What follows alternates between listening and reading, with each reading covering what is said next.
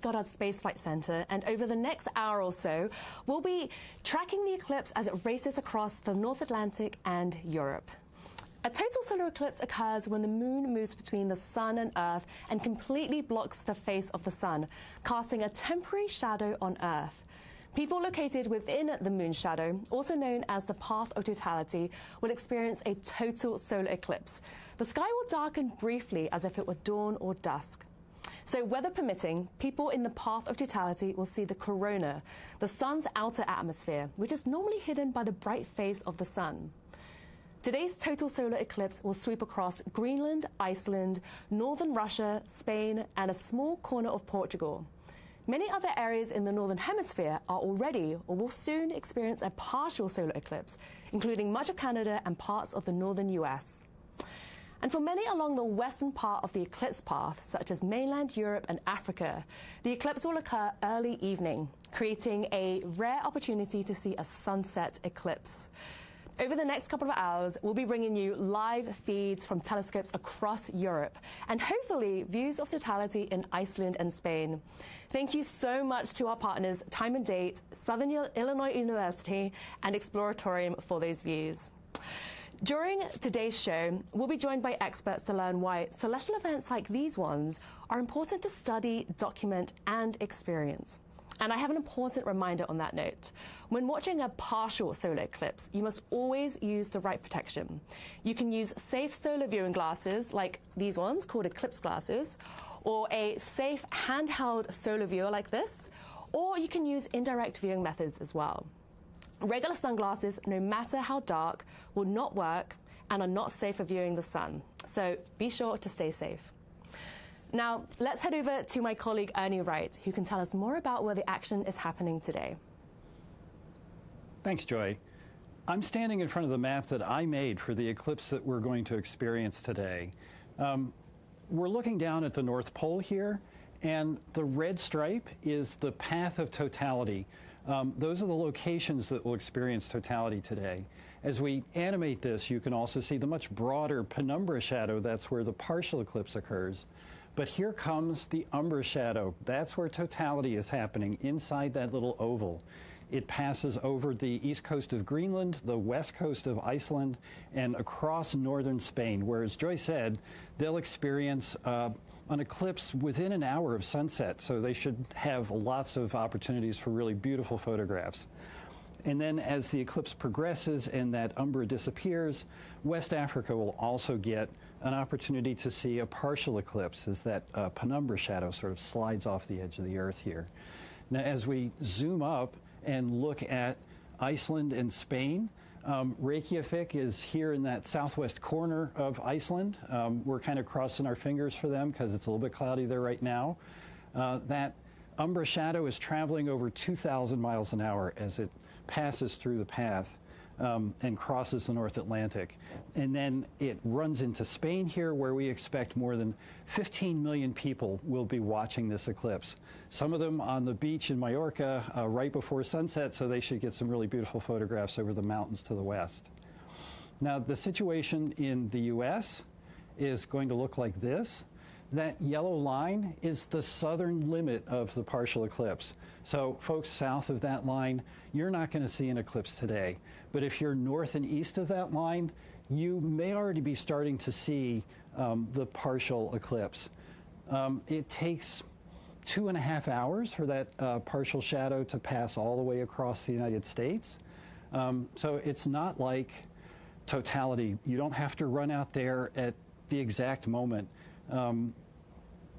Some places will have a partial eclipse that lasts for almost 2.5 hours. Others, maybe just an hour. So this is the situation right now. Montana, your eclipse is over. The shadow is passing out of North Dakota, but Minnesota, Wisconsin, Michigan, you're in it. The Northeast is also in it. And for folks in the Mid-Atlantic, you will be in it soon enough. Now, before you run outside to look at your eclipse that's happening right now, we want to show you a short video about how to observe this eclipse safely.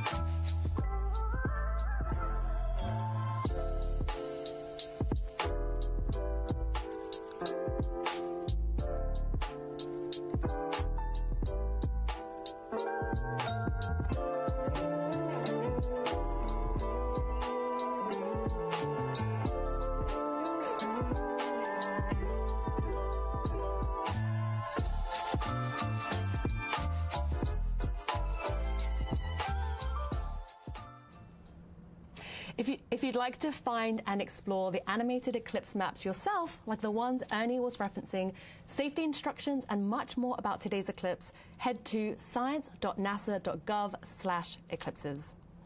So next, I'd like to introduce our first guest here in the studio. We have Dr. Kelly Corrick, who is one of NASA's heliophysicists, who studies the sun and its effects across the solar system. And she's also studied the sun's corona in great depth. Thank you so much for helping us kick off today's coverage. It's great to be here, Joy. So let's talk about why we don't always see eclipses on Earth. We've got this awesome model here called an Ori. So using this, can we talk about their orbits and why we don't see it every month? Yes, so here we have the sun, the moon, and the Earth. And as we move, we can see that the moon is not exactly on the same line that we have with the sun. So the Earth can view the sun pretty well, but when we get it to about here, we can see that sometimes, maybe a little further, sometimes it lines up perfectly so that we're able to have that eclipse. And that's when we have that eclipse. So that 5 degrees off ends up not having eclipse every new moon. Okay. And so today's eclipse will travel across Europe for the first time since 1999. Yeah. Can you tell me, why does that region not experience eclipses as often? And what is it that makes this eclipse unique? Right, so this eclipse is unique because of the fact that, A, it's near sunset. It's also the fact that Europe doesn't get as many just simply as to the location, and any place on Earth, really, it's about 300 to 400 years between the time you get eclipses. So there's a lot of ocean on the Earth that it just doesn't go over land. Plus, with the angle, it tends to move very quickly and pass in and out, so they don't get a lot of eclipses. And again, it's super special being near sunset, so being able to see a sun setting being eclipsed, it's going to be really awesome photos. Okay. And I've also heard of eclipse seasons. Can you talk a bit about that? Yeah, so an eclipse season, when an eclipse happens like this, that lineup means that you're going to see the solar eclipse, so either a partial, annular, or total, and then you're going to see a lunar eclipse about 2 weeks later. So in about 2 weeks, we'll be able to enjoy the orientation where the Earth is actually casting the shadow on the moon and having a lunar eclipse. So that's the eclipse season. Oh, fantastic. And I know Europe is going to have another eclipse happening, which seems to be a lucky few years for that region. Yeah, definitely lucky, and it's going to be a wonderful eclipse, and actually the longest eclipse of the century. So it's going to be 6 minutes and 28 seconds, so that's a very long one, great for scientific investigation. Wow. And so eclipses can occur somewhere on Earth roughly every 18 months or so? Yes. So why is it that NASA continues to study solar eclipses? Because every eclipse is a little bit different. The sun changes as it rotates changes its 11-year cycle. The Earth and the area of the Earth that it covers is different. So we make sure that we study it each time. Fantastic. Thank you so much, Kelly. Thank you, Joy.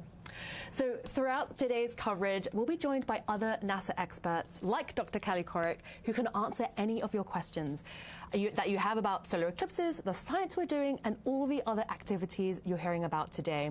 You can ask your questions in the chat on YouTube, Facebook, Twitch, and Instagram, or tag @NASA wherever you're watching. We also have questions we want to ask you today.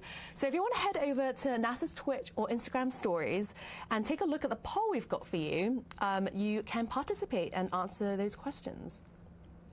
And so before we go on, I just want to point out that you may have noticed a clock counting down in the upper left corner of today's show. We'll have 2 different countdown clocks displayed over the course of the next hour that will let you know how close we are to the first instances of totality in the telescope views we have in Iceland and Spain, respectively. Those are the 2 locations where we hope our telescope partners will be able to capture the best views of the sun being totally eclipsed by the moon. We're tracking totality in Reykjavik, Iceland at 1:48 p.m. Eastern Time, or 5:48 p.m. local time, and that will last about a minute or so. And then we're going to set our sights to Leon, Spain, for totality there at 2:28 p.m. Eastern Time, or 8:28 p.m. local time. And the eclipse there will be about 2 minutes long. So there's a lot of science taking place during those fleeting moments of totality today in Iceland, and we have experiments on the ground and in the air.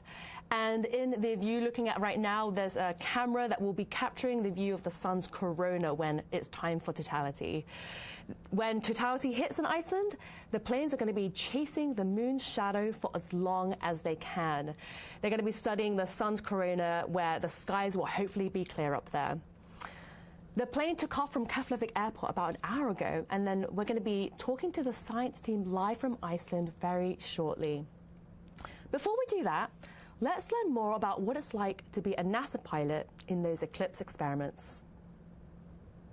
For most people, a total solar eclipse lasts just a few minutes. But NASA's pilots find a way to make it last longer by trying to outrun the moon's shadow with an airplane. The truth is it's actually chasing us. We get out in front of it and let it overtake us. Once we're in totality, then we'll advance the throttles to max and try and stay in totality for as long as we can. Making that happen takes extreme precision. Scientists calculate exactly where the airplane needs to be at each moment. We do a lot of missions where being in the right point in time and space are critical, and this is one of them. On Eclipse Day, the WB-57 aircraft climbs more than 50,000 feet into the stratosphere. That's above most of Earth's atmosphere, where clouds, dust, and water vapor could obscure the view. Viewing an eclipse from 50,000 feet provides a really clear shot of the sun. And that allows the scientists to have confidence that the data that they're seeing is from the sun rather than distortions from the atmosphere. When the moon's shadow arrives, it engulfs the aircraft. It's weird. Right where you're at, it's dark, but everywhere you see it's twilight. And the temperature in the cockpit drops, so it's very noticeable.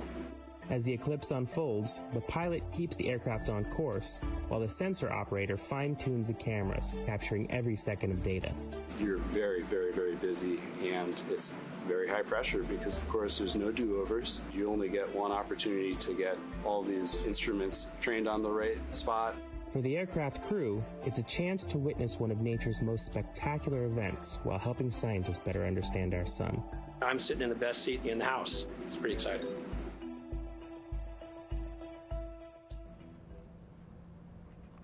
Wow, what a job they have today. For this eclipse, the WB-57 aircraft has a camera on the nose of the plane that will be capturing images of the sun's corona. To learn more, let's chat with Principal Investigator Amir Caspi, who is chatting with us live from Keflavik Airport in Iceland. Hi, Amir. Thank you so much for joining us today. Hi, Joy. It's a pleasure. So firstly, how are you feeling right now? And can you tell us what experiment you're doing today? Yes, well, feelings are mixed today because, as you can see behind me, the sky is not very great for those of us here on the ground. On the other hand, we have an airplane that's now cruising at 50,000 feet above sea level that's preparing to observe the eclipse in just about 14 minutes. And we're going to be imaging the solar corona with an instrument that has 4 cameras on board with observations ranging from visible light through near infrared all the way to the mid-wave infrared, which we often refer to as the thermal infrared, to make new observations of the corona and learn all about coronal structure and dynamics. What is it about the corona, the sun's outer atmosphere, that we're still trying to better understand? Well, you know, we've known for about 100 years now that the corona is incredibly hot. It is millions of degrees hot, even though the solar surface is only a few thousand degrees. And we're still trying to understand exactly how the corona's magnetic field carries that energy up from the solar surface into the corona to heat it to those high levels. Our observations today will open new discovery space with wavelengths that are very rarely observed, that will allow us to apply physics models to better understand how that corona is heated. We'll also be looking at the structures of prominences or material from lower down that's kind of suspended in the corona that we're still trying to understand, especially in these infrared wavelengths where we don't have a lot of observations. And all of this will also help us to understand, of course, the sources of space weather that affect us here on Earth. And so I know you flew this experiment and a similar one during the 2024 and 2017 total solar eclipses. What did you learn from those eclipses, and are you making any changes to your experiment for this eclipse? In 2017, our first attempt at this kind of observation, we didn't even know what we were going to see. And measuring in the midwave infrared revealed new observations and new measurements that I think opened up the possibilities of lots of future experiments to try to better understand this emission from the sun. In 2024, we flew an upgraded instrument, the same one that's flying this year. It has 4 cameras measuring across 9 different wavelength bands. And we learned quite a lot, although we're still analyzing that data. So I don't have any results to share with you right now, except to say that we saw some amazing structures, and it'll be very interesting once we complete our analysis. Yeah, I'm looking forward. For this year, we're flying the same. Oh, sorry, go ahead. No, go ahead. For this year, we're flying the same instrument, and we're not making any changes to it from 2024, except that we're applying all of the lessons that we learned from the prior flights, including being able to fine-tune the observing time and the observing procedures. And of course, we also now have our data analysis pipeline that's already made from 2024, which will allow us to combine this data with the data from 2 years ago to make new scientific measurements much faster than we were able to do in the past. Thank you so much, Amir. I know the plane is about to be capturing the eclipse in about 13 to 14 minutes, so best of luck out there, and thank you so much for joining us. It's my pleasure. Thanks so much. So let's take a look at the telescope views right now. The partial solar eclipse has just begun in Spain. You can see a little slither of the sun that's been cut off on the one of the sides. The moon has just started to move in front, and will take roughly an hour or so before it completely covers the bright disk of the sun. Thank you again to our partners for these beautiful telescope views of the solar eclipse. We're about 10 minutes away from totality in Reykjavik, Iceland. The telescope views there are cloudy at the moment, but what we're seeing in front of us are views from Spain, and hopefully the skies stay clear for Spain. And fingers crossed, that is what we want for a total solar eclipse, is clear skies. So before totality comes, we have a few minutes to show you different types of science NASA has been conducting in Iceland for years. Iceland is a great place for astronaut training due to its terrain. A few years ago, the Artemis II crew and the science team spent some time there to prepare for the Artemis II mission. Let's learn more.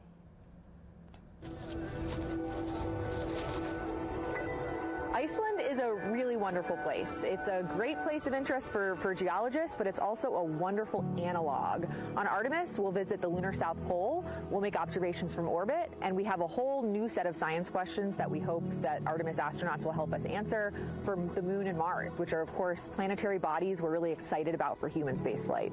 Specifically for the Moon, we have features here in Iceland that are geologically relevant to the Moon, and also just have a sense of scale and a sense of identity that really mimic what we know the lunar surface looks like. There's a reason Apollo astronauts trained here, and there's a reason we're bringing Artemis crew here now. This is just a really wonderful place to learn about processes that shape the Moon, and to really understand what it feels like and what it takes to actually navigate and do an EVA or a spacewalk on the lunar surface. In Iceland, we are doing field work. We're training crew members.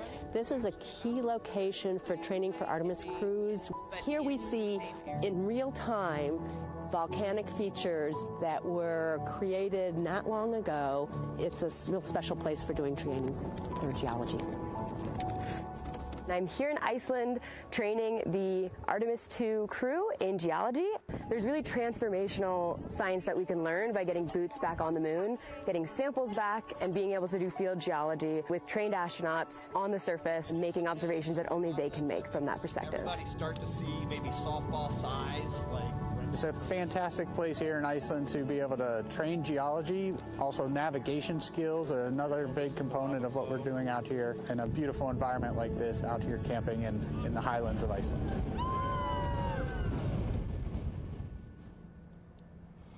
Wow, what an office to work in. So later on in our coverage, we're going to be taking a closer look at the student ballooning experiments as well. And that's been taking place in Iceland for the past 24 hours. But now we're going to be chatting with Marie Henderson, who is the Artemis II Lunar Science Deputy Lead. She has experience training in Iceland and has a key role in the Artemis II lunar flyby data collection. Marie, thank you so much for joining us. Thank you so much for having me today. So during the Artemis II mission, the astronauts were lucky enough to see a total solar eclipse from space. Not to be corny, but that's what I call sun and moon joy. Was that something that was planned from your side? We knew that it was a possibility that we could have a solar eclipse during our lunar flyby. So months before, we prepared our lunar imaging procedures, some of that based on what we learned during the Apollo program, but also some that we learned from imaging that took place during the 2024 solar eclipse. And so we used that to prepare our cameras, but also once we realized we were coming up on a launch day, especially in April, where there was that possibility, we had to go back and we had extra time to train the crew on what they were going to be seeing during this eclipse and what types of observations the scientists were really excited to learn from them for. Wow, what a lucky alignment of stars. Yes. Is seeing an eclipse from space any different from Earth? Did they see different things, and did they have to wear eclipse glasses? Yes, the crew did have to wear eclipse glasses, and so we got those manifested, as you can see on your screen, for them to make safe observations. One of the large differences between what the crew saw as they went around the moon and from here on Earth is we looked at an eclipse through Earth's atmosphere, and so they didn't have to look through an atmosphere as they're going around the moon. So they're able to see the full extent of that corona as well as the zodiacal light in the solar system. And how long was the eclipse up there? It's about 53 minutes long. So they got a much longer chance to look at that eclipse. Wow, what an opportunity. What was the day like for you in the SUR? It was a very exciting day. This was not something that we really knew exactly how it would be. And so we had just had a beautiful lunar flyby of the illuminated portions of the moon, and then we turned to watch this eclipse. And the descriptions that we heard coming down saying that they were, this is sci-fi, and they couldn't even imagine, and this glow, we didn't see that in our coverage, but once those images started coming down that night, it was mind-blowing to see exactly what they're describing, and I wish I was there myself. Same. Well, that's incredible. So Artemis II has just launched, and so we have Artemis III to look forward to. Can you tell me how you're preparing for that mission? Yeah, so Artemis III is a different type of mission. We're not going to be going to the moon. We're actually going to be working in Earth orbit. And so this will give us an opportunity to test our human landing systems, which will be the spacecraft that we take down to the surface of the moon. And so we'll work to hopefully dock with one or both of the human landing systems. But we're also going to have an opportunity to do a lot of science at Earth, because this will be a new, unique viewing orientation as well. Wow, what an exciting few milestones to look forward to. Well, Marie, thank you so much for joining us today. Thank you so much for having me.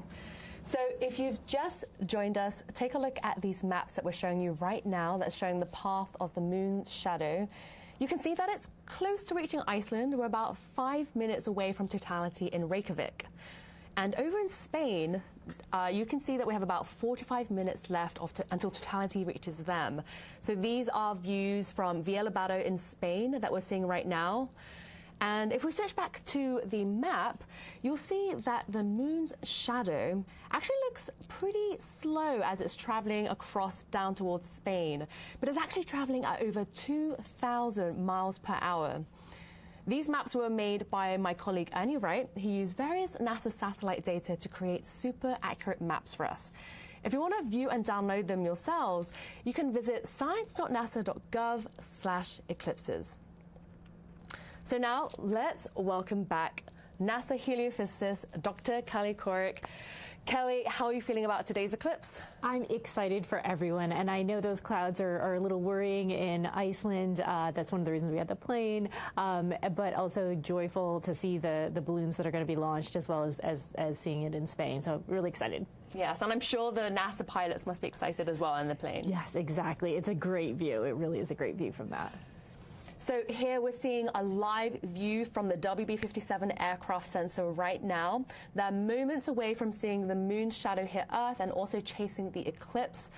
And we haven't actually seen the view of the corona yet from the nose, but they will be capturing images once totality hits Iceland.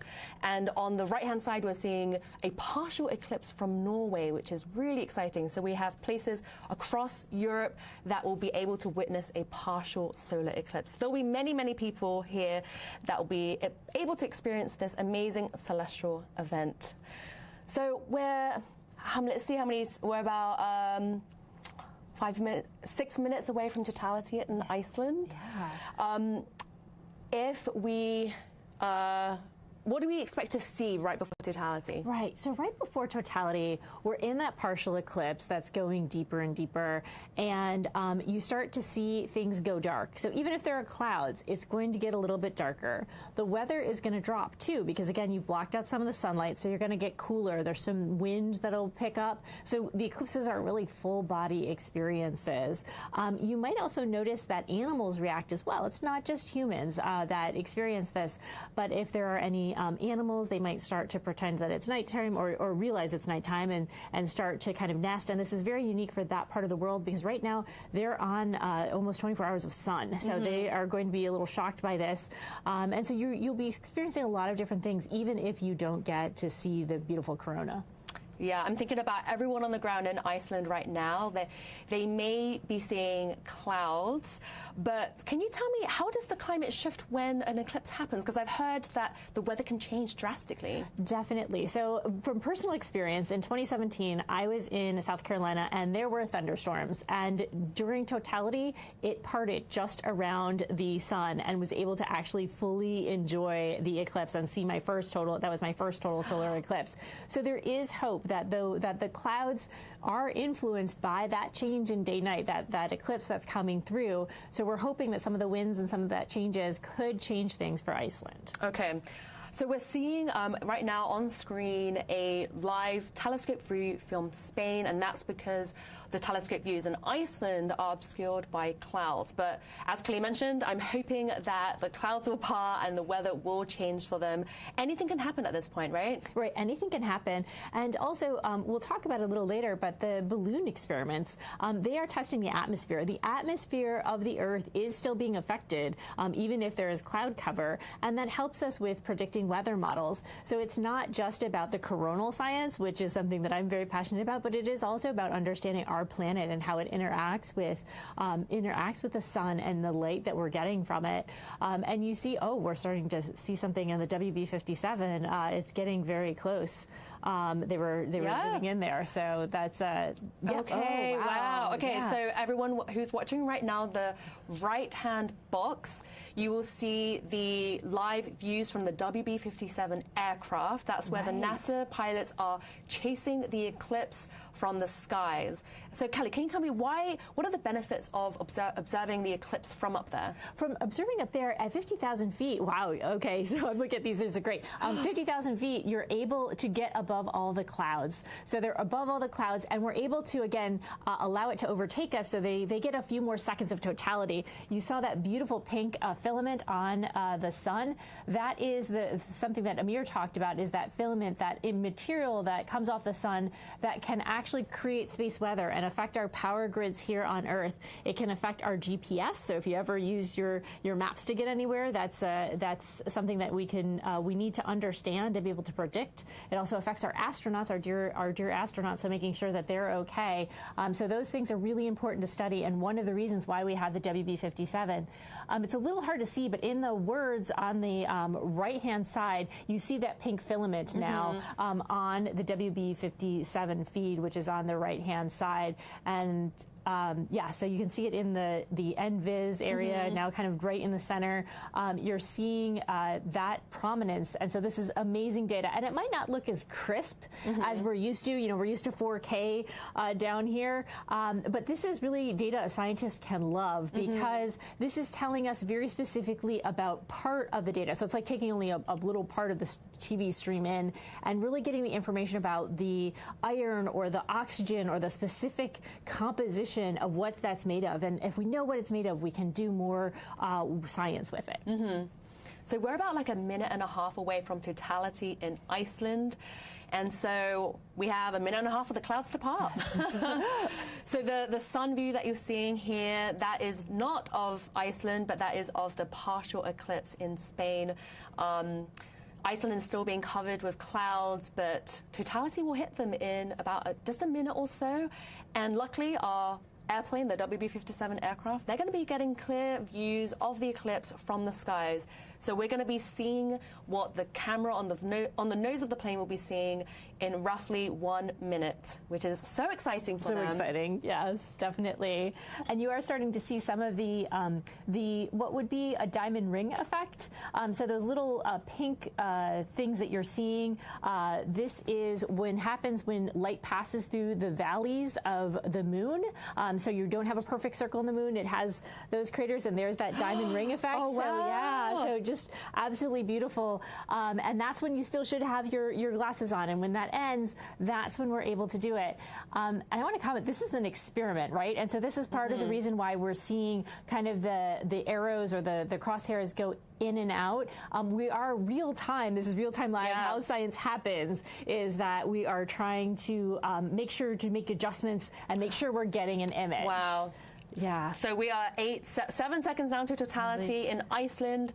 This is really exciting. We're getting a shot of the ballooning experiment as well. This is the nationwide eclipse ballooning project. They've been launching balloons for the past 24 hours leading up to this eclipse, which is so exciting. And I can see that they're getting really excited as well, despite the clouds, because they can actually still collect data even though they can't see the eclipse. Is that right? Exactly. They can still collect data. They are still experiencing a little bit of that darkness. It's obviously darker. See, it's definitely darker, even though you can't see the corona itself. And a little bit looks like sunset around the 360 degrees. And, you know, hopefully we'll see this in Spain where it'll be very vivid imagery there. So it looks like totality has hit Iceland, which is so exciting. You can see that the ballooning team is engulfed by darkness here. So that is so exciting. I can see them smiling. Oh my goodness. So why do we see a 360-degree sunset during an eclipse? Because there is light on either side. It's just simply blocking out in that specific shadow. So it's like the sun has gone down just in that one location, but you know the rest of the earth is still illuminated. So you still have oh wow, that is images of the sky and the airplane. We are seeing the airplane. Wow, so we have experiments happening in the air and on the ground in Iceland, which is so exciting. Definitely. Wow. So, and then what we're seeing now is the partial eclipse happening in Norway. They will just be experiencing a partial, but in Iceland, they are experiencing totality right now. We have experiments, balloons capturing data in the skies, and also a plane capturing data in the skies as well. Yes, we do. And it's really interesting looking at the sun. There are some features, those lines that you see, the dark lines, those are magnetic features, and those, again, are the exciting things we want to know about for space weather, and so to better understand that. So the sun has given us some very interesting things to look at, and those experiments will really, really help us. Yeah, and so this is why eclipse observations and eclipse chasing is so critical, because even though they happen often and even though we know exactly when they're going to happen, you never know when the weather will just obscure your view. So we want to take every opportunity we can to get observations. Definitely. So, okay, so if you were in Iceland and you were either seeing clouds or you were able to see the eclipse, please share your experience with us. We want to know what you experienced on the ground. Please tag @NASA wherever you're watching. So we have a lot of questions coming in here from social media. So Kelly, shall we dig into those questions? Yes, let's dig in. Alrighty, so we have Bo on Facebook, and they ask, are we really going to lose gravity during the eclipse? No. We are not. Gravity, really, the stuff that sticks us to the Earth, the Earth's mass has not changed because of this eclipse, and so we're going to stay grounded on this Earth. Okay, noted. Gravity will not change. Okay, so we have another question from X, and they ask, how much can we actually learn about the sun during just a few minutes of totality compared to years of normal observations? It's really about having all of the observations, right? We definitely need that totality because the moon just happens to fit so perfectly over the surface of the sun that we can see from that surface outward for that space weather, whereas some of our instruments aren't quite that close in. So we need to knit them together and use both the couple of minutes from the eclipse as well as the years of observations from our NASA satellites. Okay. Well, I'm glad that we have both ways of getting observations. Exactly. So we have another question here from Elinu on YouTube, and they ask, why does the weather change in a solar eclipse? That's a good question, and I think that's something still trying to be understood. But if you imagine you've stopped heating something up temporarily, so things sink, right? When things get cold, they tend to sink, and so the air is moving, and there starts to create winds. And when you create winds, you start to cool things down. So the weather changes due to just turning on and off the light alone, because the sun is so important to us in actually regulating our weather. Wow. Okay, so we have another question here from Frank Perez on X, and they ask, for sending teams to do research in the path of totality, how do you balance the crew training value of Iceland's terrain against the statistical odds of clearer skies in Spain? And we definitely addressed both, right? There are great things to do with the atmospheric work, especially in the Arctic areas, for the balloons that we sent to Iceland, and then we have teams in Spain also doing that. So it was a balanced portfolio. We made sure that we had both types of experiments available. Okay. Thank you so much. So keep your questions coming in. We'll be answering more later on in the show. And so earlier, I also mentioned that we had questions for you, the viewers, as well. You can head over to NASA's Twitch and Instagram to weigh in on a couple of those. So here are some of those questions that we posed to you.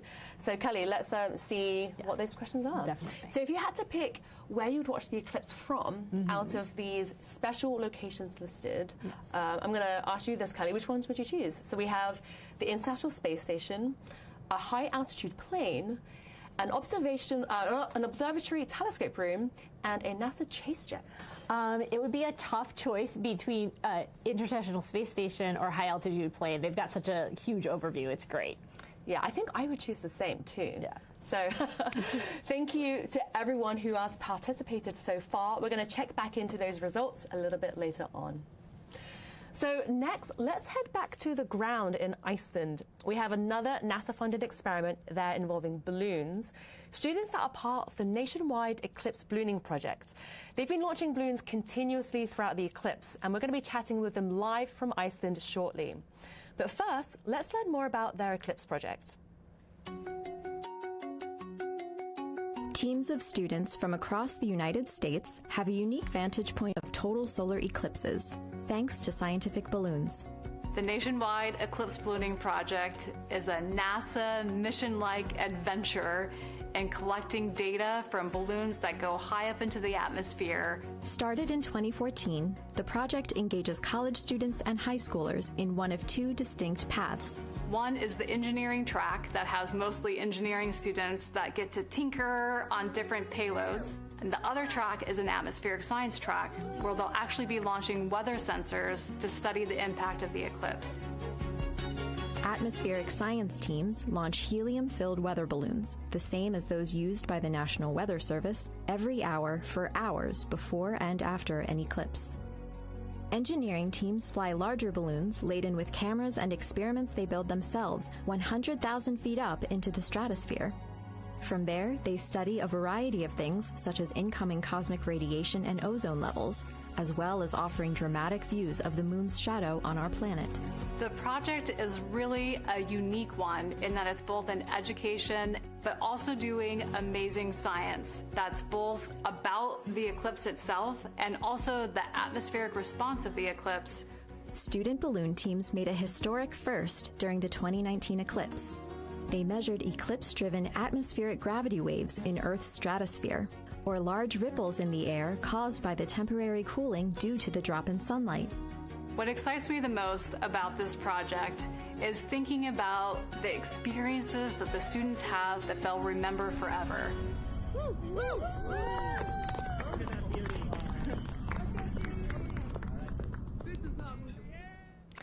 Talking to us live from Mosfellsbæ in Iceland, we have Jared and Tessa, who are part of the nationwide eclipse ballooning project. Jared and Tessa, thank you so much for joining us. I know you just experienced the total eclipse in Iceland. How was that for you? It was awesome. I mean, it's definitely cloudy here, which is a shame, but we saw the lights dim. It was almost as if you were indoors and it was just, you were dimming the lights. It was almost instant, which is, I've never been in the path of totality before, so I've never seen anything like that. So it was really amazing.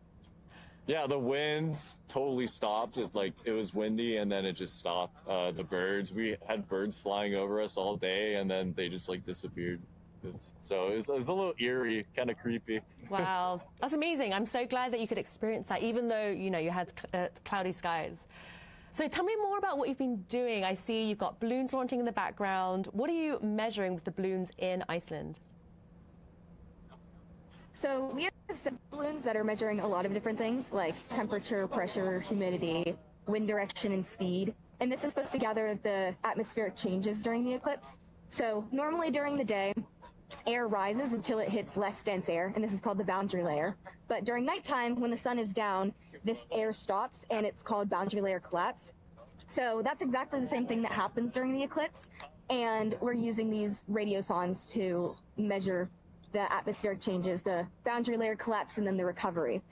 And we're in Iceland not just because it's in the path of totality, but also its northern latitude and its shorter nights make a completely different boundary layer. So it's been a really cool opportunity to be able to study that under the eclipse, under this unique conditions. So you're both college students right now. How long have you been part of the project, and what made you want to join the project? Yeah, so we started this project at the beginning of June. So we've been working with our teams, respective teams, Tessa at the University of Kentucky, and then my team made up of students from across Idaho. And we've been meeting once a week, doing balloon launches, preparing, and really what got me into it was my ballooning club that we have at the University of Idaho, and we all just, we love the science, we love the teamwork, the team building, and so it's been a lot of fun. That's great. And so do you have any tips for students who are thinking about joining? Yeah, so my biggest tip would be to get involved. That was how I learned about this project, was through my club. The professor came to us and was like, hey, there's this really cool opportunity, and so you guys should put an application in. And then also just, if you have internship opportunities and you see those, just put an application in. You never know what opportunity you could get. And then also, I would say, if you have a class that you're really interested in, just talk to the professor, see if they need any help on the research, because it really gives you a good opportunity to apply your classroom knowledge to real life scenarios, which you don't usually get in the classroom. And you also never know what opportunities will arise, like going outside the country for the first time, like I'm doing right now. So, yeah. Oh, wow, that's amazing. Well, best of luck. I know you're launching continuously after the eclipse as well. So thank you so much for joining me, Tessa and Jared. All right, thank you. So the nationwide eclipse ballooning project are also launching balloons in Spain as well as Iceland, and I can't wait to see their observations. So if we head back to the map, the moon's shadow is heading towards Spain right now, and we're roughly half an hour away from totality in León, Spain. For this eclipse, the moon's shadow is roughly 182 miles wide at its maximum width, and it's traveling at over 2,000 miles per hour. And so here we're seeing eclipse views as well in the bottom corner in León, Spain.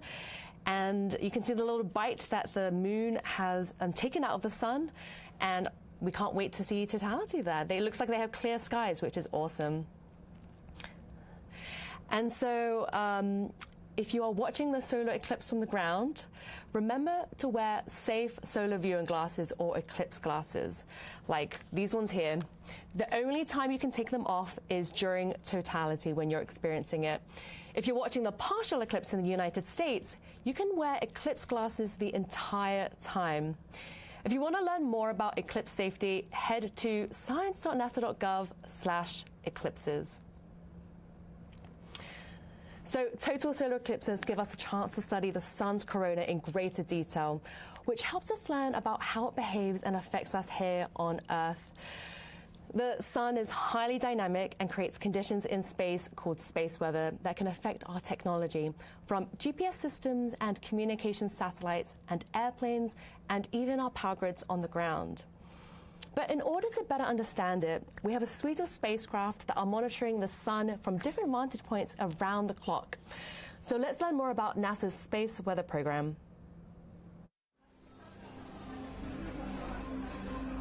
Across our planet, billions of people depend on the invisible networks that connect us to space. Every day, those networks are at the mercy of our temperamental sun and the space weather that it unleashes across our solar system. That's why NASA's space weather program tracks solar storms from the moment they erupt, modeling their paths, anticipating their impacts, and leading the research that the world's industries rely on. NASA's space weather research and modeling is driven by the needs of society and enables critical decision-making that equips pilots to reroute around high radiation areas, farmers to adjust GPS-based precision planting and harvesting plans, and power grid operators to mitigate the impacts of potential surges. For those exploring other worlds, NASA provides 24/7 space weather monitoring for Artemis crews at the Moon and future Mars astronauts who may be exposed to dangerous levels of radiation during solar storms. Whether you're a pilot or a passenger, a farmer or a consumer, a power grid operator or energy customer, a satellite controller or GPS user, space weather impacts us all.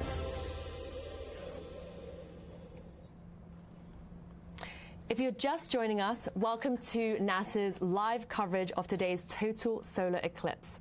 We're roughly about 25 minutes away from hopefully seeing the first instance of totality in Spain. So stay tuned for that exciting moment.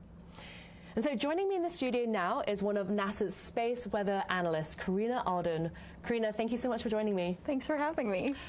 So your role involves monitoring the sun in real time. Can you talk a little bit about what you do? Yes, of course. So what we do is we basically observe, model, analyze, and then we document it. And so what we're observing is usually those coronal mass ejections, or as I lovingly like to call them, sun burps. And we're measuring those, seeing where they go, and then we're modeling them to see what NASA missions or possible planets they impact. And then from there, we're documenting it and notifying NASA missions about potential impacts. And so we just learned a little bit about NASA's space weather program. Mm-hmm. How does monitoring space weather affect the everyday person? Yeah, so most of the time the everyday person is going to see it in terms of northern lights, but what we do also see is some of that impact to the GPS as you're navigating. Sometimes it'll be a little wonky and you don't really know why, but that could possibly be due to some solar storming happening. And then we may also see some impacts to agricultural folks who are using tractor precision farming. And so back in 2024, we saw these huge solar storms. Can you tell us how that storm affected Earth and if we had to mitigate any of those effects? Yes, so along with NOAA's Space Weather Prediction Center, we did have to do some mitigation, but honestly my favorite part was seeing the northern lights. And so 2024 is when I first got to see the northern lights. I saw them in August, and then you're seeing a picture that I took on my phone where we saw them here in Maryland, which was absolutely incredible. And you can see a picture of the team that I work with, the Moon to Mars Space Weather Analysis Office, along with some of the Heliocomms folks, where we got to see it down here in Maryland, which is absolutely incredible. Amazing. And so I know that you're also part of the team that monitored space weather 24/7 during the Artemis II mission when we flew astronauts around the moon. What was that experience like? Surreal. I mean, it's very odd to be staring safely at the sun via satellite imagery, but not see it in person for an extended period of time, because I was working the overnights, but it was incredible, and I loved seeing the solar eclipse from space. I think if I were to do it, I'd want to be one of those astronauts. Absolutely. Well, thank you so much for joining us, Karina. Thank you. So next, let's hear from NASA Administrator Jared Isaacman and Head of NASA Science, Nikki Fox. My colleague Jasmine Hopkins caught up with them a few days ago to talk about why this celestial event is so important and what the 2026 eclipse can teach us about the sun. Today, I'm thrilled to talk all things eclipse with NASA Administrator Jared Isaacman, who's leading our vision behind science and why eclipses are so important, and Dr. Nikki Fox from our Science Mission Directorate, who will tell us what exactly is going on with the sun during an eclipse. Are you guys ready to talk? Absolutely. Okay, fantastic. Our opening question is for both of you. Just a couple months ago, we wrapped up the historic Artemis II mission, and now we're on the cusp of a total solar eclipse. Can you describe in one word how you're feeling right now? Excited? He took my word. Excited is the right word, because when you saw that total solar eclipse from Artemis II, it was so spectacular and nobody was ready for it, even people who see total solar eclipses all the time.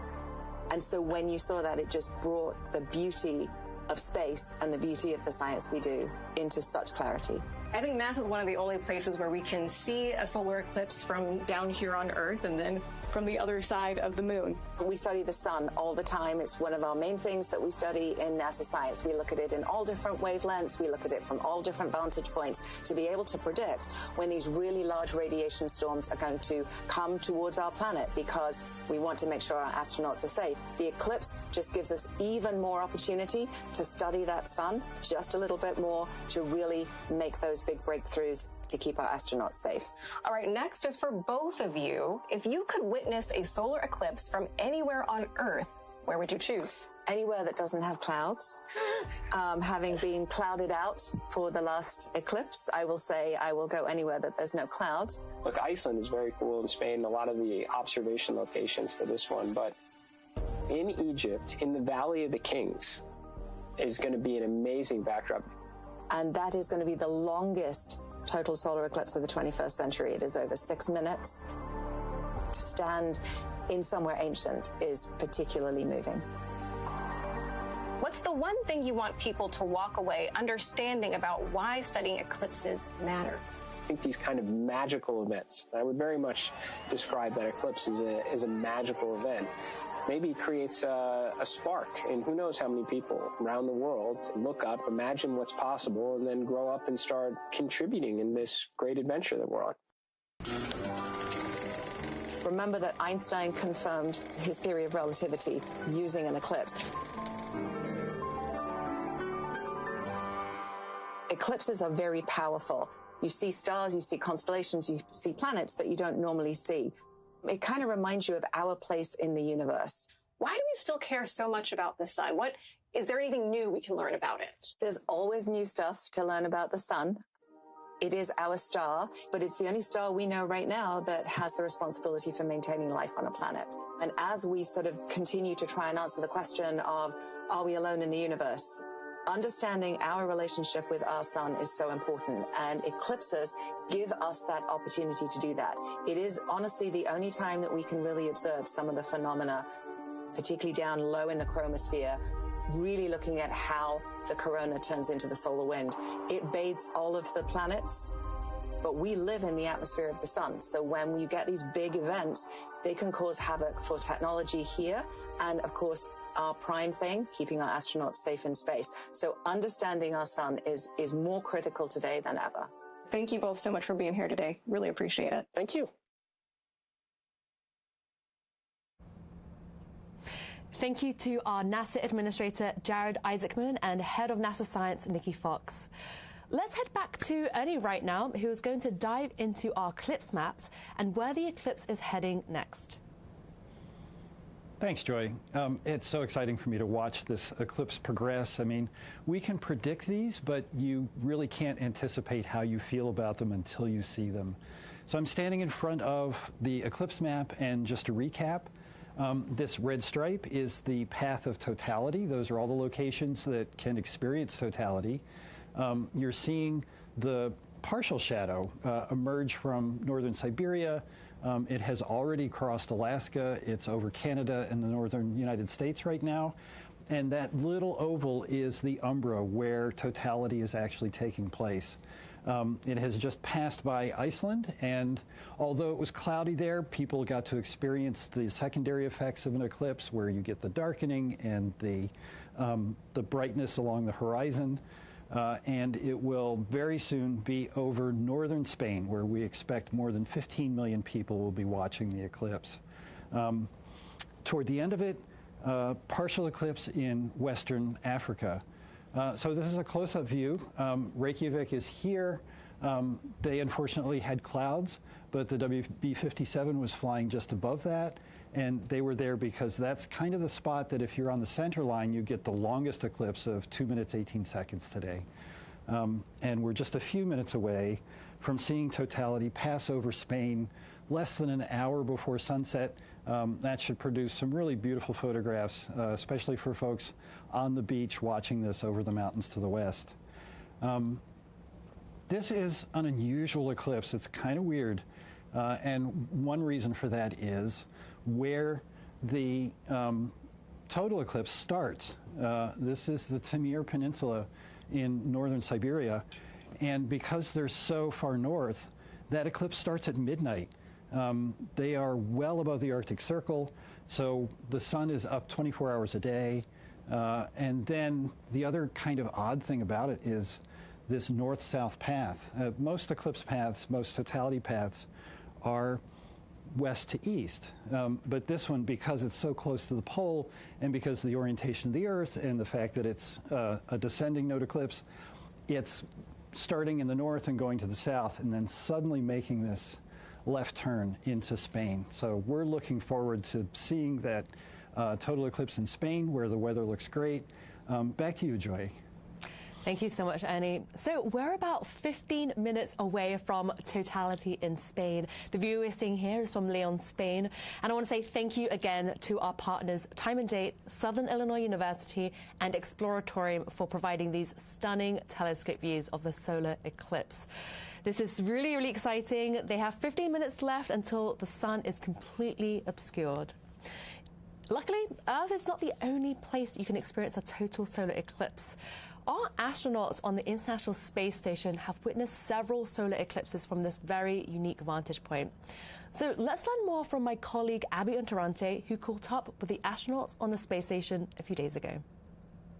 Well, hi, Jessica and Anil. It is so great to talk with you. From the International Space Station, you see Earth and the solar system from a unique perspective every single day. Thank you so much for joining this long-distance call to talk about this moment. We're so happy to share this with you. We study the sun and its influence on Earth and throughout the solar system through a field called heliophysics. What is the benefit of studying the sun from up there in low Earth orbit? One of the big things is that there is a lot of particles that are around Earth, and those particles can be affected by coronal mass ejections, and those ejections can energize the particles and affect things that are in space. And the things that we care about in space are satellites, and those satellites give us communication, they give us internet, and so there's even a future where we have data centers in space, and we're using the sun's energy to power things like artificial intelligence and things like that. And so we need to understand how that's going to be affected by the sun. If you could pick anyone, who would you want to watch an eclipse with, and would you rather watch it from Earth or from space? This one for me just reminds me of one of my mentors from graduate school, Jerry Koyman, and he and his wife, they are eclipse chasers. So I think if I could share it with one very special person, somebody that played such a role in inspiring me and helping fuel my scientific curiosity and helping me be a successful scientist, it would be to watch that with Jerry, and it would be to watch it from up here, because I know he has never seen one from the International Space Station. I was going to say something similar. I would love to watch it with my kids because it was such a unique experience for me. When it happened, the animals, the birds got quiet, it got dark, it almost felt cooler, and I think they would really love it. Sendil, I know you just arrived. Is there anything that you've seen out of the cupola or the wharf that surprised you since you've arrived? Here's the most surprising thing. On the launch, you have a chance to look out of the window of the spacecraft as it's docking with space station. And when I looked out the right window, I saw this bright, shining thing, the International Space Station. I knew it should be there in space, and we were tracking it, and a lot of people did all the math and engineering to get us there, but it just was something that was just hard to comprehend at the same time and utterly beautiful. It's this merger between art and science. The best part about that moment was we were all inside the space station, very anxiously awaiting Anil and Pyotr and Anya's arrival, and we could hear the communications coming from the Soyuz. The Soyuz was, of course, talking to the ground. All of a sudden, we heard Anil's voice, and he said, "I see it! I see the space station!" It just made everybody smile and made everybody so happy, because we remembered that moment for ourselves when you see it for the first time, and it doesn't even look real. It looks like a little computer animation or something, and it's so small, and then it just gets bigger and bigger and bigger, and then suddenly it becomes your new home. Thank you so much. It has just been a pleasure to speak with you both. We really appreciate you taking the time. Thank you, Abby. It's been wonderful speaking with everyone today, so keep looking up, and we'll be waving at you.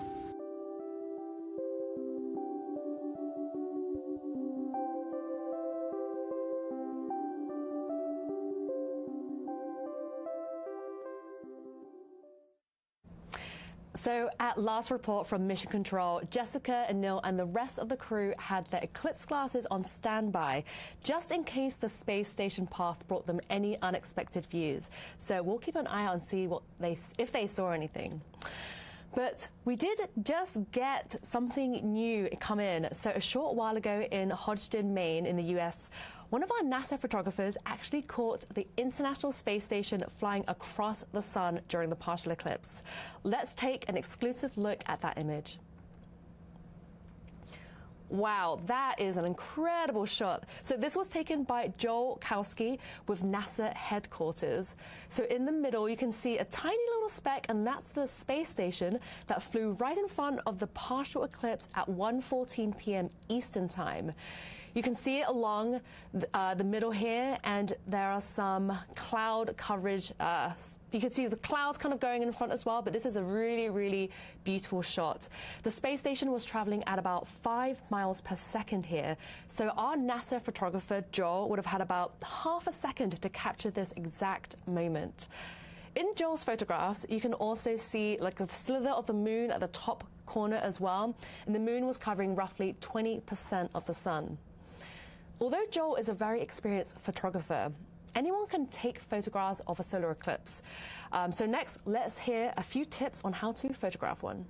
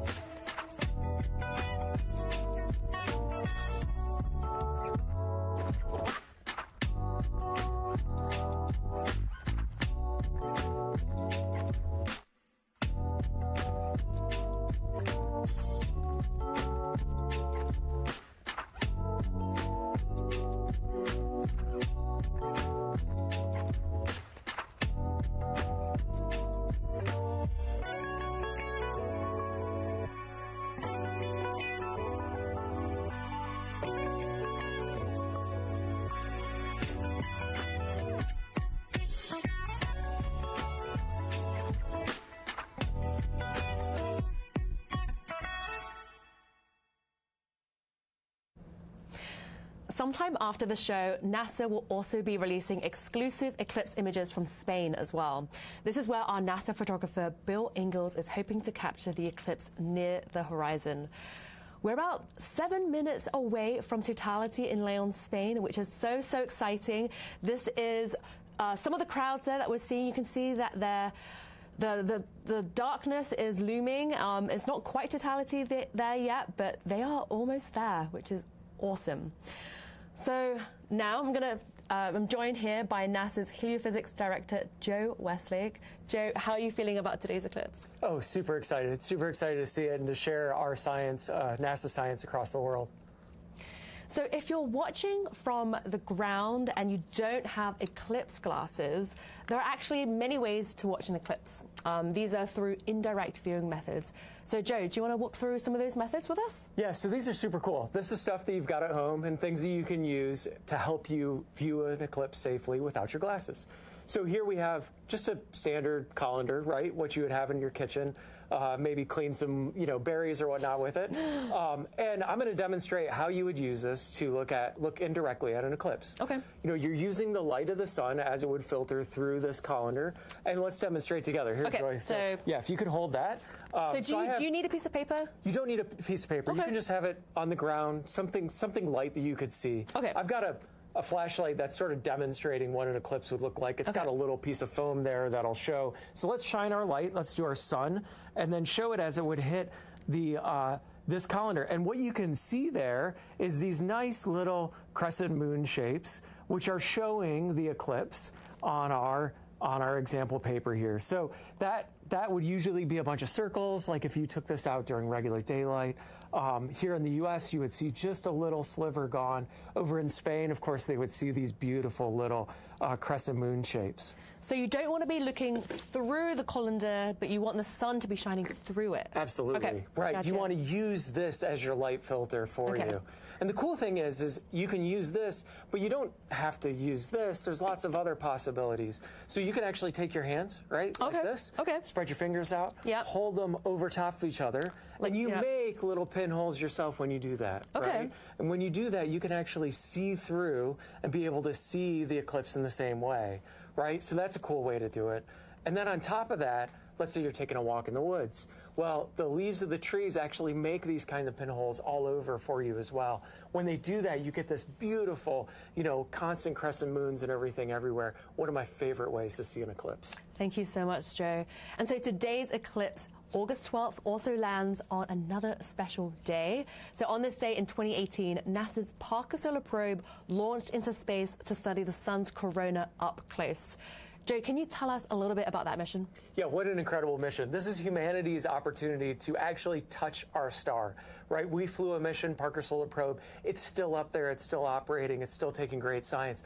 But it's flying within the corona, within what you see in the total solar eclipse, and taking direct measurements of that corona to help us understand how our sun works.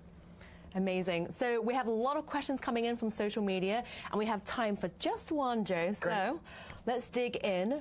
Kyle asks, it seems to be that there are a lot more solar eclipses happening the past few years. Did something change? Nothing changed. The geometry of the sun, the moon, the earth is the same. But one of the cool things about our technological society today is you get to see many more of these things, whether it be because of social media, because of, people have access to cell phones, or just the accessibility of travel and being able to go to these different places. I'm personally really glad that people are hearing more and more about eclipses because it brings the greatness of NASA science home to all of you. Thank you so much, Joe, for doing this demonstration and for being with us here today. Thank you so much, Joy. So now let's head back to the eclipse map where we're going to see the eclipse in real time. So as you can see in the bottom part of this video, the moon's shadow is just about to reach Spain. We're about 3 minutes out from totality hitting Spain. Leon, Spain is going to be experiencing totality, and it will be getting about 1 minute and about 44 seconds of totality, which is so exciting. The path is going to be hitting several other towns as well, such as Mallorca and Villalobado. And the view that we're seeing right now is of Leon, Spain. And even though totality hasn't occurred yet, you can see a tiny little filament, or prominence, sorry, on the one side.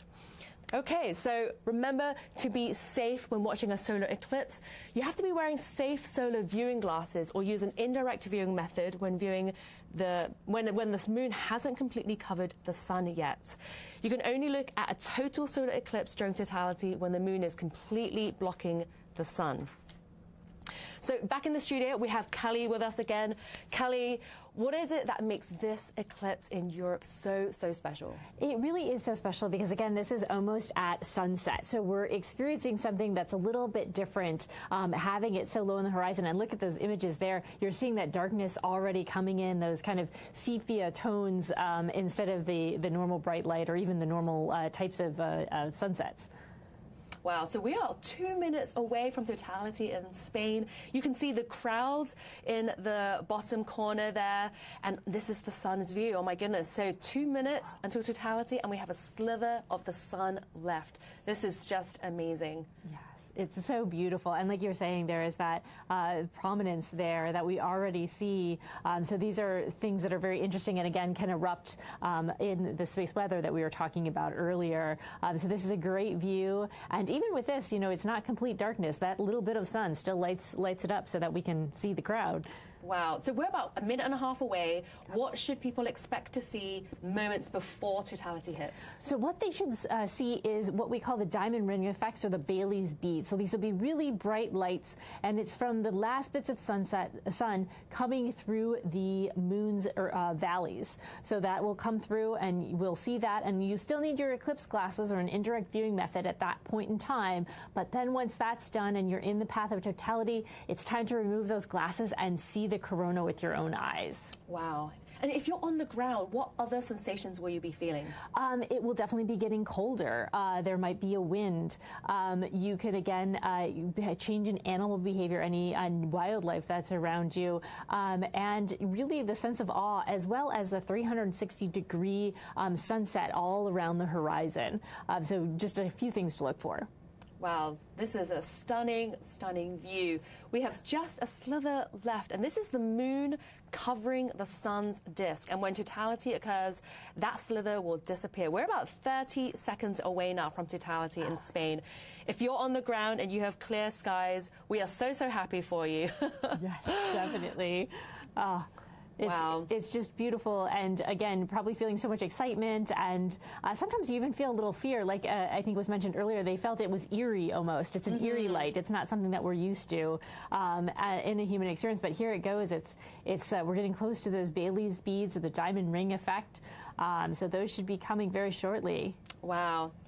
All right. Totality is almost there. The slither is about to disappear. Oh, okay. The little diamond ring. Wow. Yeah. All right. Totality has hit Spain. Yes. Oh my goodness. Lovely view. What is the red mark that we're seeing on the image right now of the sun? So the red mark is that filament. So it's a bunch of very hot material that has been hanging above the sun and just kind of hanging out there based on the magnetic fields of the sun that keeps it kind of in a little magnetic cage. Oh, look at that. That's a really nice view of the corona. You're seeing things that look like streaks coming out of this, and those are streamers. So that's the basis of the solar wind that we are bathed in constantly. The sun is constantly outflowing material, and so that's that constant stream, and then you see what could become a big chunk at some point in time in the pink filaments that you see there. Wow. So we see that coming off of the sun. So this is the atmosphere of the sun's corona.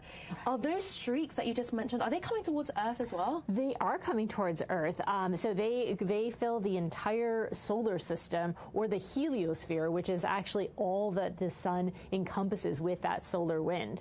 So it's the entire solar system, so it definitely hits us here on Earth. Wow. And this is absolutely beautiful. Again, you're seeing a prominence also on both sides, really, and maybe even one up on the other corner. Oh, wow, yeah. So there's lots of, even though the sun is supposed to be towards a minimum of activity, which meaning you should see less of this, we're seeing more of it. And this is one of the important reasons why to keep studying these eclipses is to see what is actually happening on our sun. When we think we know what's going on, it seems to change it up a little. And what is it about these features that are so important to study? It's important to study what they're made out of. Oh, and now we're back to the diamond ring, so we're coming back out of it already. It was always, wow. Yes, it happens so quickly, and once you see one, you definitely want to go back and see some more. Wow. So totality has ended. Yes. In Villabado, Spain. Wow. So you're telling me that we also see the diamond ring and Bailey's beads at the end of the eclipse as well? Yes, exactly. Wow. When you're going into or out of the eclipses. Okay, so this is a view from Valoria La Buena in Spain as well. They are seeing an eclipse right now. Eclipses happening in Spain are about a minute apart from one another in these telescope views. So they're seeing totality. So the red mark that we're seeing right now, is that another prominence? Yes, those are prominences, that material that is suspended above the sun that's very, very hot. Again, it's interesting to us to know what they're made out of. There's normally filters, like here and on the airplanes as well, to tell us about whether that's some iron or whether that's carbon or oxygen or what exactly is those pink filaments made of. And you can see the moon is moving away from the sun right now. What is it that we're watching? Yeah, these beads, and so these are the beads, and so now we're actually going out of totality again. So wow, what a brief moment of totality. Yeah. This is just amazing. They have had clear skies, and this is exactly what you want for a total solar eclipse. Yeah. Wow. This is Mallorca in Spain. Yeah. Oh my goodness, this is stunning. Wow, yeah. Look at that corona. Why is it so much clearer? Why is the corona so much clearer during a total eclipse? Yes, yeah. So it's so much clearer because you're taking away all the bright light from the face of the sun. The sun is very, very bright. So it's basically a million times different. And when you blot out that middle, you can see all the beautiful things that are going on behind it. And so, yeah, so this is the beautiful crescent moon that you're seeing. I think previously we were seeing those strikes of light. That's also closer to sunset there as you go more south in Spain. And already the light's returning, and they seem to be very excited in the crowd there. Yeah. It's such a great feeling to experience those eclipses, even though they were so short. Wow. And experiencing a total solar eclipse, that is completely different to a partial eclipse. It really is. And it took me, even as a heliophysicist, it took me a while for them to convince me that I should do it. And once I saw my first in 2017, I've seen multiple since, because it is a full body experience. It is very different than seeing just one bite out of the moon. The whole body experience and just the joy and awe and kind of your place in the world is so important to experience. Absolutely. I'm for sure now an eclipse chaser. Well, that was an incredible solar eclipse. What a view.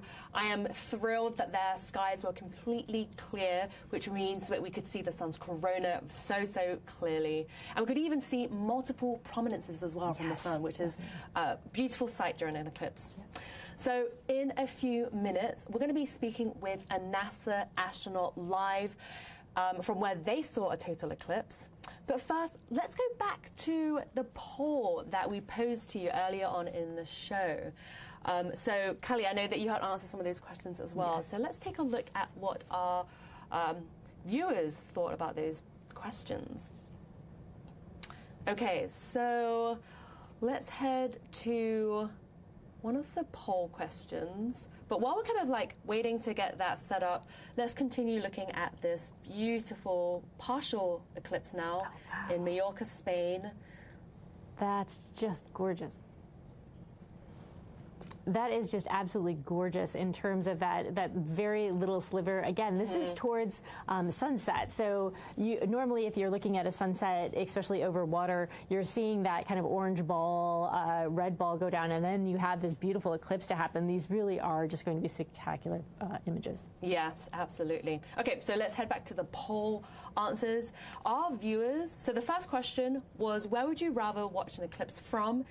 You said the International Space Station, and our viewers would agree. Yes, it'll be a party on the International Space Station. I also wanted to be there too, so we're all going to be up there. The second question on the poll for everyone watching was, what would be your ideal eclipse watching soundtrack?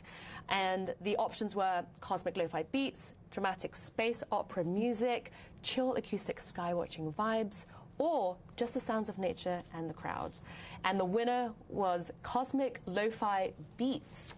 Oh, all right. Yeah, that's a good soundtrack. I can see that. Yeah. I voted for opera music, but yeah, and I might be a little bit more sounds of nature, but that's just me. Okay. Well, anyway, thank you so much. So, although totality is over, the partial eclipse will still be visible for the next hour or so. Remember to stay safe while watching the rest of the partial eclipse by wearing eclipse glasses or by using an indirect viewing method. And so if you want to learn more about eclipse safety, go to science.nasa.gov/eclipses. Okay, so next we have a very special guest calling into the show live. NASA astronaut Don Pettit just witnessed the total solar eclipse from Alcañiz, Spain.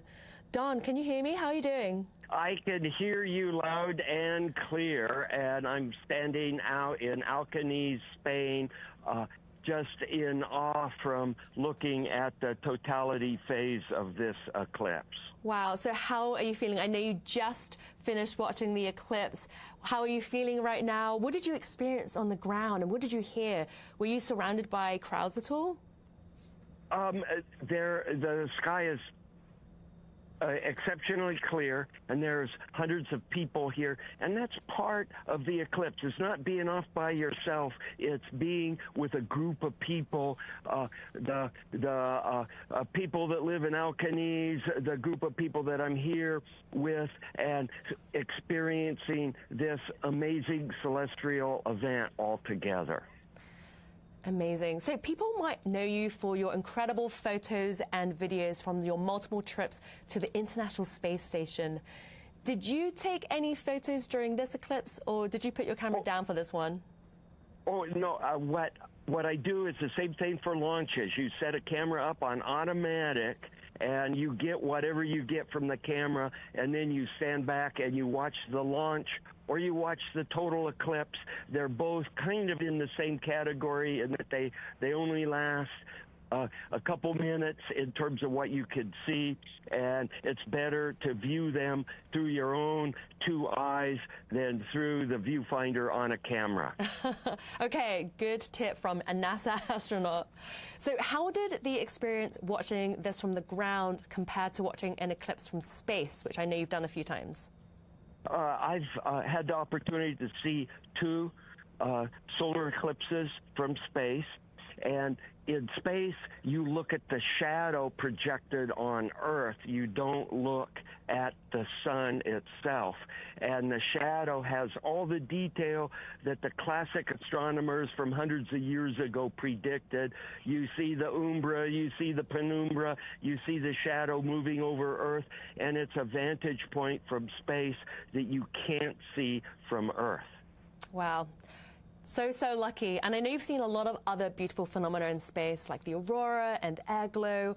What is it that makes watching a total eclipse special for you? It's the whole package that comes with a total eclipse. It's the shadow phenomena that happens around you. It's looking at the corona around the sun. It's experiencing the reaction of all the people you're watching it with. So it's a human emotional event as well as much physics and natural phenomenology as you want to add to the mix. Wow. Well, thank you so much, John. Any parting words? Just get out and watch an eclipse, whether it's a total eclipse or a partial eclipse. They happen. Lunar eclipses happen.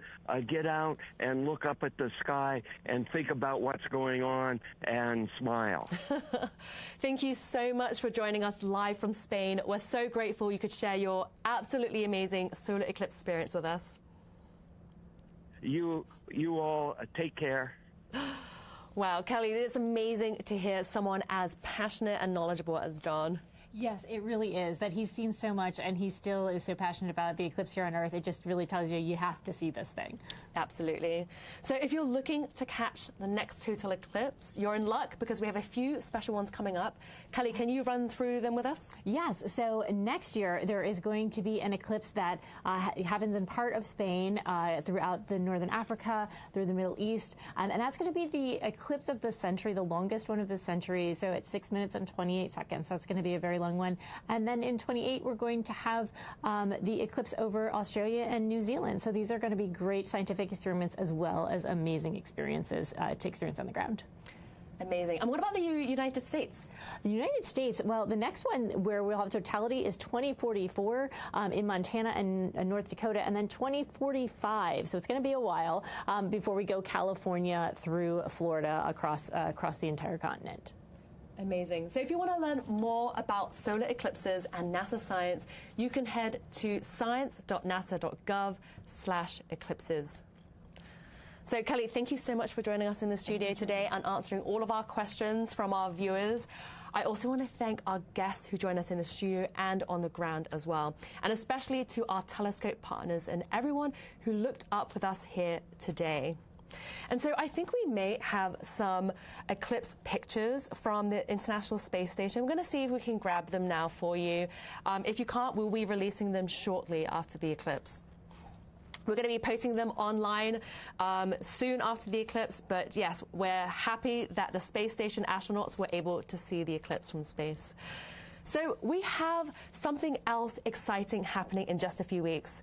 NASA's Kennedy Space Center Launch Complex in Florida will become the next launch site for the Nancy Grace Roman Space Telescope.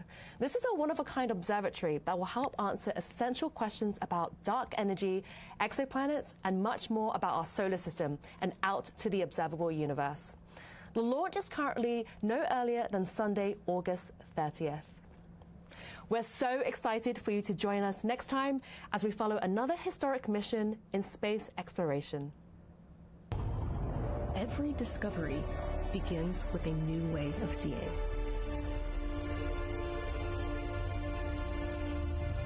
NASA's Nancy Grace Roman Space Telescope will reveal the universe on an unprecedented scale. With its powerful, wide-eyed view, Roman will map vast regions of the cosmos, seek the hidden influence of dark matter, and uncover the mysterious force driving the universe's expansion. With a wider view comes a deeper understanding.